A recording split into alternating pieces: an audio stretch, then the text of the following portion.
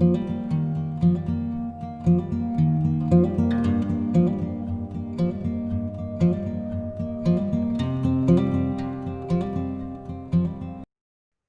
thanks for joining me for yet another webinar here on the People in Pain Network. This is the 8th in the series on the subject of understanding pain and helping heal from pain. And today's subject is going to be on the wheel of awareness. So this work was pioneered by a professor of psychiatry and with a background in psychology by the Professor Dr. Daniel Siegel. So his work has revolutionized my approach to chronic pain. And as I've implemented this, not just with myself, but also with my patients and also doing my own research in this subject, has really brought home the importance of this subject of awareness. Another word you could use is mindfulness, or being present, living in the now. These are all more non-medical terms for the same thing. So Dr. Siegel, is down at UCLA in Los Angeles. So he's done amazing work. He did studies on over 10,000 people who were participating in workshops with him. And he was able to work through this wheel of awareness with them and had transformational experiences happen in their lives. And he went forward to write a book on the subject, The Mindful Brain. This is it here. So The Mindful Brain, the reflections and attunement in the cultivation of well-being.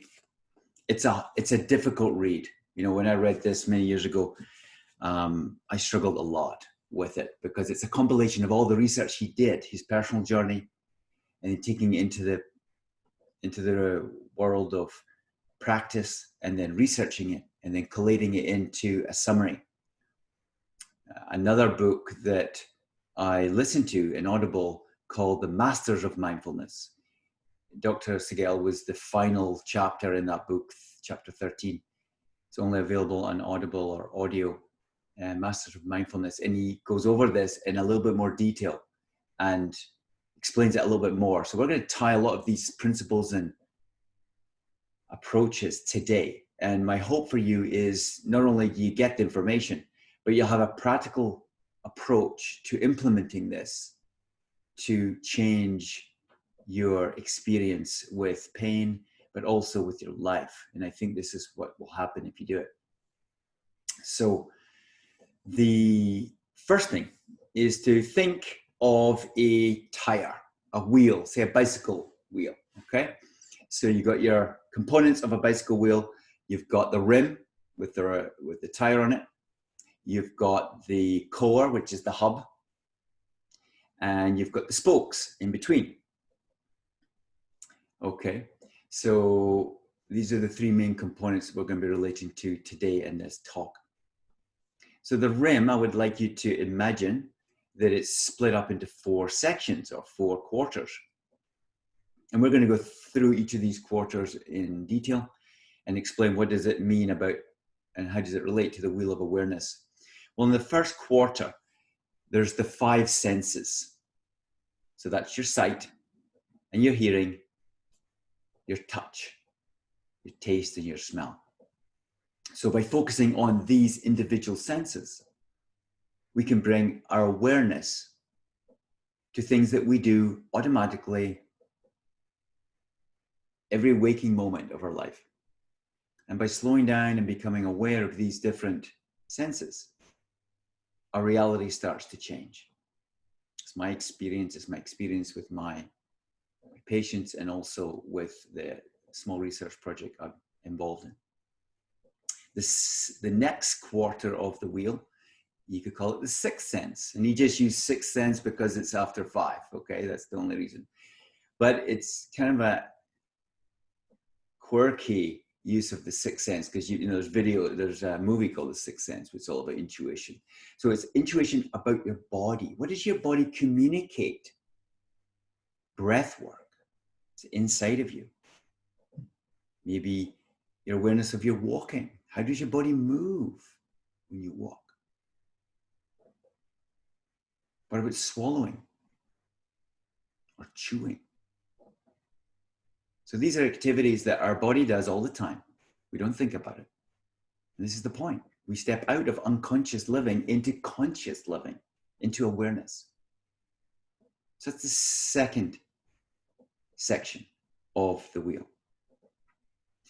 The third section of the wheel is the mind. Now we'll call it the seventh sense because it's after 6. And this is just an easy way to remember them, okay? So the seventh section is the mind. So the mind's involved with your thoughts and your emotions. It's involved with ideas, beliefs, desires, passions, concepts. Very important to be aware of what those are. And the next sense, the eighth sense, as it were, is the outside of us, our environment. It's very evident these days with the pandemic, and the world has changed because our environment has changed. But what about the relationship with our family members, our loved ones? It's an external relationship or external reality. How aware are you with those? What about your experience in nature? Just walking, going for a walk. How do you feel if you go for a walk? The difference, say, going for a walk on a treadmill. What's the difference? Or in the gym? So that's your eighth sense awareness. Okay? So you've gone through the 4 quarters of a wheel. So you got that sense of what they are. Now, my tip for you right now on this subject, as you move forward in time, is to pick one of these approaches and practice it every day for a week. And this is what I did in my own research project. I encourage people to focus on one thing. So we'll make it into 12 weeks, and each quarter there's 3 different activities. So that's every week. For 3 weeks, you'll focus on the 5 senses. So the first week could be sight. What are you looking at? Pay attention to what you look at. Hearing. What do you hear? It could be what people are saying. It could be the sound of a rustling of the leaves in the tree if you go for a walk. The next week could be your touch. You know, you're sitting down most likely right now, the touch of your thighs and your buttocks on the chair or up against the back of the chair, right? If you go for a massage, you know exactly what I'm talking about because there's a lot of sensation, a lot of focus on touch. So these are 3 senses that you can focus on every day for 12 minutes per day. And this is what Daniel talks about in his book to encourage people to get into this. For the next 3 weeks, you could focus on your body. In my little research project, I got people to focus on chewing and then swallowing. So 1 week for chewing, 1 week in swallowing. And the reason I chose that is because when I did this exercise, I found it extremely difficult to be aware of my entire meal. Now, maybe that's something to do with my kids being around, but still, you know, often you'll be finished my meal and it's gone. It's like, what happened there? So by introducing the swallow, you can actually focus on the chewing and then the swallow. So it just brings you aware. Normally we just think about our bodies when, you know, say our bladder, when we need to empty our bladder, or bowel motion, you know, or, you know, you're in pain, you're aware of your body. But most of the time we're not really aware what's going on with this amazing organism with 30 trillion cells. Breathing is a classic, you know, breathing meditation. You're aware of the inside of your body. So you're bringing awareness to the inner parts. The technical term is interoception. So that's the next 3 weeks I encourage you to do. The next section is the mind. So pick 3 or 4 different aspects of the mind. Thoughts are an easy one. Emotion, passions, That's what I did in my research project. Focus on your passions. Reflect on it. What do you notice about it? So each week you can just spend some time and you can focus on your thoughts. Write them down, reflect on them, look at them, change them. Be aware of your thoughts. Next week, emotion. What are you feeling? Why do you feel a certain way at certain times of the day? Why does the feelings can go on for days? How come sometimes you're feeling really good and other times you don't? Just be aware of your emotion. And the best tip on that is embrace the emotion. Don't judge it. They're going to pass, like the wind, like the clouds. They're going to pass. Embrace it. And when you embrace your emotion, you transform it, maybe a good way of describing it, but you just are present with it. It serves its function. The body's communicating to you. Maybe about you, maybe about life events, maybe about other things, but embrace it. And passions. Follow your passion. Really important. Do things every day that you're passionate about. Or love, another way of describing it. So that's another 3 weeks. In the last 3 weeks, your environment, your community. Could be 1 week. Focus on your community. Be aware of your community. What's going on?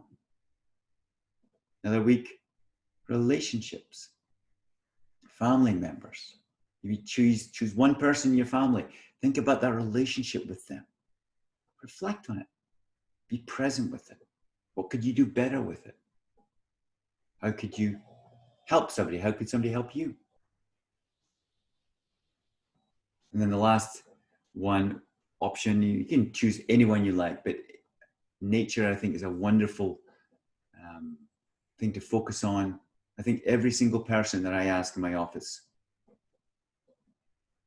what's your spiritual practice? Many of them don't understand that being in nature is a spiritual practice, but it is, in my opinion, because we're connected with nature, which is kind of the same as us. If you break it down into the microscopic or break it down to the energetic level, the quantum level, we're all connected. And that's why it feels so good to go outside and go for a walk. So that's a practical way every day. Choose one of these things and hang out with the awareness exercise and see what happens. That's my tip to you. See what happens. So we've dealt with the hub and the tire of the wheel, okay? The spokes, by the way, are your connection between who you are and that experience. So the hub is the core part of you. It's interesting, in one of the commentaries that Daniel made, it was a patient that was in a workshop. And the revelation they got was, oh my goodness, there's more to me than my mind. There's more to me than my thoughts and my emotion. And it was a complete breakthrough in their life. Their life changed. Because as in the wheel, as you can see, there's the hub and there's the spokes. So we have the soul, the spirit part of us is connected to the mind. It's connected to our environment. It's connected to your breathing. It's connected to your sight. But it's not the entirety of you. There is way more to you than meets the eye. There's way more to you than that rim of the wheel, shown by the spokes and the connection. So the hub, how do we practice hub awareness, as it were, or self-awareness? Well, one way to do it, and I challenge you with this is very difficult to do, is sit down for an hour and look at a wall and have nothing scheduled. Just sit down. Now that's difficult because we're busy and our mind will go crazy probably. But it's a really good example of stepping in to this hub, this stillness place. And it will probably be chaotic if you haven't done this before. But if you practice and practice and practice, it's an amazing place to go. The reality is our lives are full of moments. One moment to the next, to the next, to the next. And the reality is It's never linear. It's never a straight line. There's always this up and down experience. If you're feeling good today, watch out, because tomorrow it might not be so good. But then coming through that, it can come back up. So this fluctuation is normal. You know, it's one of the things I find with my patients who are doing so well with chronic pain by following a lot of these things I teach. And they get frustrated when they get more pain again. And say, well, I thought the pain was going to go away. Well, you know, the reality is we do have nerve connections in our brain wired for pain. And a stress environment may come along, or an event may happen in your life. And all of a sudden, those nerve connections are fired off and you get the experience again. And that's physiologically why pain happens. It doesn't essentially maybe go away forever. Sometimes it can, but rarely does that happen in reality. It may come back from time to time. But the more and more you practice this wheel of awareness and all these activities we've been talking about over the past 8 weeks, you'll find that the brain is changing, and therefore your reality of pain is improving.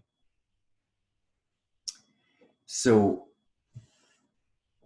Daniel talks about this hub in a scientific sense, in a quantum sense, and he tries to put words to the reality of his 10,000 people's experience of breakthroughs. Like, how come people have, you know, their lives radically changed from this awareness exercise? Because on the outside you think, well, you know, a bit of awareness, yeah, whatever, just the next thing to try. But I honestly believe the more we can be focused on the present moment, then the potential for your healing is tapped into. The potential is tapped into. Not everybody can achieve a pain-free state, but the potential for a pain-free state is definitely there. And the more time you hang out there in an awareness state, the more likely it's going to happen. So he describes this in technical jargon, and it's something I believe, it's something I've seen in my patients, it's something I've experienced myself. And I think it's really important to harness this. And this example of the wheel of awareness and the exercises that I'm encouraging you to do will help this process.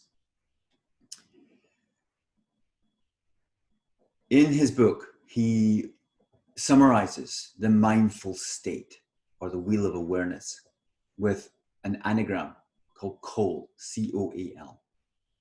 And that stands for C for curiosity, O for openness. Sorry, C for curiosity, O for openness, A for acceptance, and L for love. That's what they stand for. And this is the same conclusion I've come to with my research and my own practice with patients, with myself. So we're going to go through a little bit of this. What does it really mean? What does this COAL really mean in reality? Well, C is for curiosity. If you're curious about awareness, about life, then curiosity literally stimulates awareness. So curiosity and awareness is kind of the same thing, being aware of things and be curious of things. So one stimulates one, and the reciprocal is true. So awareness stimulates curiosity, curiosity stimulates awareness. It's a loop that doesn't stop. And literally, the more that we're aware, we open ourselves to a different world, to a different reality. You know, if you've never really considered chewing food and swallowing food, it's just something you've done for your entire life, and all of a sudden you pay attention to it. There's this whole world of chewing food that comes, the taste, the texture, the number of times you chew your food.